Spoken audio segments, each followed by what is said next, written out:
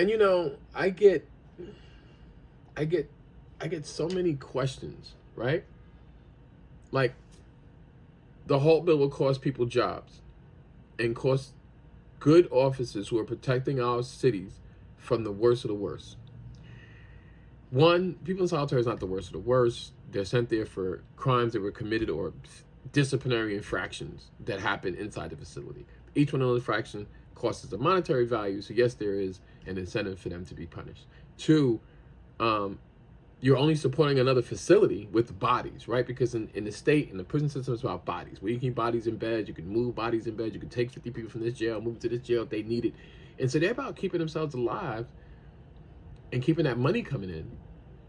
But that money coming in is a person's life, is a family member, and we're severely impacting that person for the rest of their life. Mentally, physically, socioeconomically, everything possible is damaged than that. 50% of suicides there. We spend more money holding people there. And so we're not facilitating any type of correction with this process. And so humane alternatives, right, which is the terminology, we actually took from the RMU models from Southport, from models that actually work within the state, just so that it could cohesively work.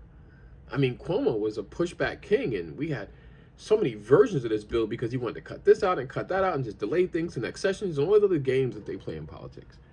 And so when you see these officers striking,